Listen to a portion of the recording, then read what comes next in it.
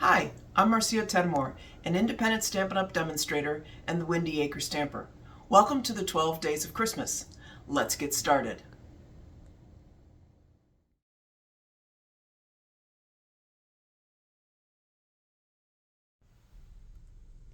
On the 10th day of Christmas, Marcia gave to me a gifting box. This box is perfect for cards and envelopes, and let me tell you how I got there. As a demonstrator, we have the ability to look at any of the designs in the catalog and go to what we call the recipe cards on the demonstrator website. And generally, they'll tell you what type of ink they used, maybe what tools they used, what stamp set. They generally don't give you the dimensions. I went looking for the color right here, what paper they had used to make that tag, because I thought it was really pretty. So I went to the demonstrator website, went to the recipe cards, looked for page 101 in the catalog, and I found this box. What was really wonderful about these instructions is they gave us the dimensions and the scoring lines, which was so cool. So I made this box, and I really love it. I love the paper. This is the Winter Meadow. I love the Merriest Trees. It's all, dimensionals. And it's a perfect little box for gifting. The top is two-sided because it's two-sided paper. So a friend of mine who saw the box said, well, that's really cool. Can you put cards and envelopes in it so you could give a gift of cards and envelopes? And we took the measurements and alas, you could not. You can put the cards in, but the envelopes don't fit. So then I recreated it and I did this box. Same concept, just changed the sizing a little. And that's what I'm going to show you today is this box to do the cards and envelopes to be a gifting.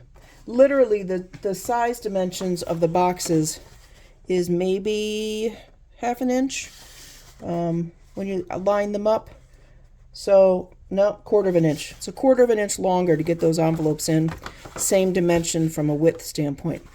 So the size of this box finished is 4.5 by 6 inches. So it's perfect for note cards and envelopes. So let's get started.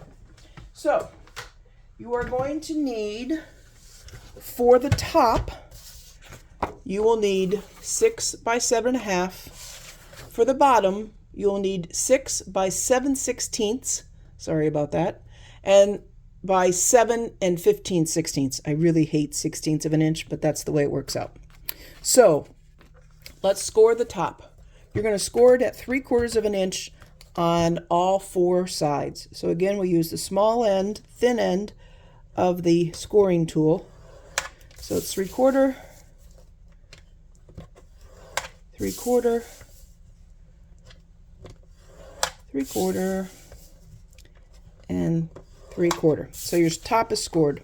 Now at the bottom, you score at 1 inch. This is cardstock, so I'm going to use the thicker end of the stylus on my Simply Scoring tool, and you score at 1 inch on every side. There you go.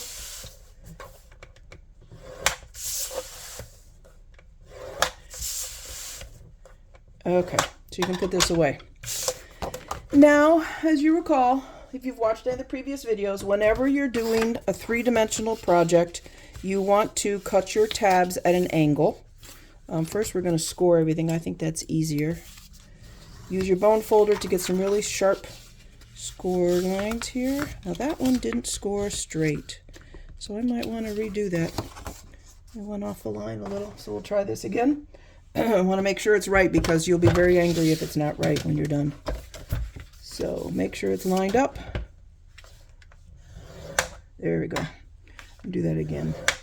Sometimes the paper moves, so you have to be really careful when you're scoring to make sure you keep it all in the same direction. All right, that's better. So you're going to burnish on all your score lines. And you really want a good burnish because you want them to, well, that one didn't look right either. I'm having a tough day today, aren't I? Let's try this again. Is that 1 inch? Oh, no, it's not 1 inch. All right, do that again. Luckily, this is my box and not your box, so do what I say, not what I do. All right, there we go. 1 inch on every side. We're better now. And people always worry if they make projects that you'll make a mistake. So you make a mistake. It's not the end of the world. Now remember, You're going to want to cut up, but you're going to want to cut the crease of the score line because you have to make your little tabs. So you're going to cut up on the score line, pick the right score line, and cut the crease. And get your little pizza slice out there.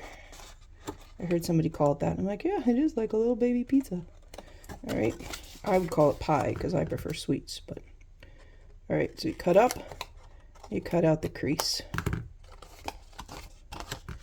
You cut up, and you cut out the crease. And the reason you do this is so your flaps will fold sharper, I guess would be a good way to put it. All right. Okay. So you're going to literally fold your flaps in. We'll use some liquid glue. Make sure you got your corners creased, so we'll do that now. I like with liquid glue on these projects because you get a little bit of give, a few seconds to make sure they're all lined up properly, and you can move them around before they set. So you're going to want to make sure that they match up on the corners. You press it a little bit, hold it. Some people said you can use a paper clip. I find that if I just press it hard enough for a few seconds, it does hold. All right, same thing down here. Fold your flaps in.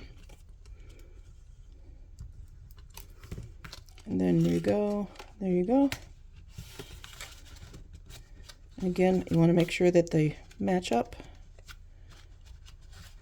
Fold your flaps in. Okay, you've got the bottom of the box done. Now the top is the same thing. You literally are going to fold on your crease lines, your score lines. I think I want this on the top, so we're going to fold down this way.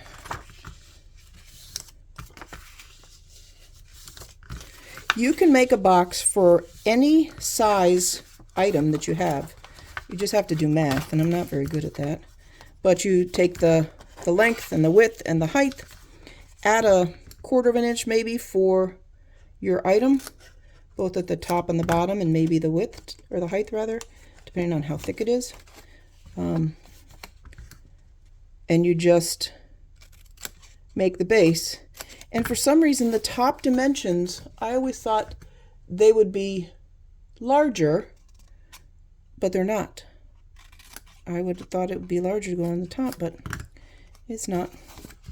There is a woman I found on the internet who has a like a checklist or something, a cheat sheet, and you take the measurements and put in the calculations, and then you do math and add and subtract, and you come up with a box. All right, so I'm gonna get our liquid glue out.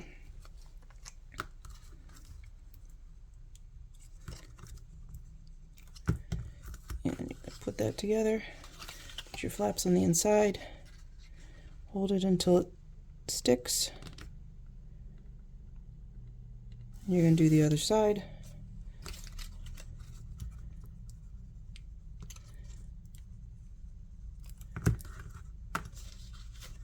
Hold it until it sticks.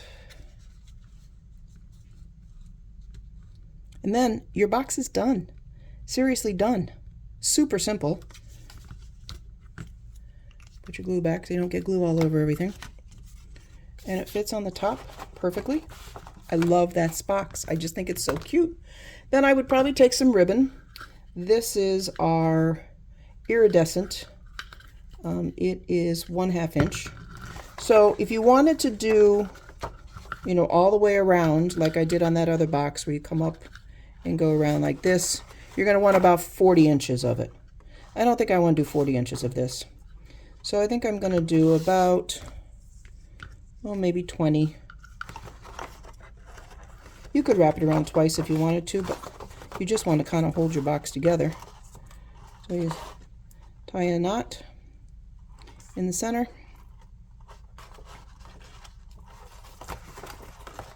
And then tie your bow. And I know there's people out there that don't like tying bows, but it really is easy. It's just like tying your shoelace. All right, grab your, oh, I didn't catch. Here I say it's easy, and it's not so easy today.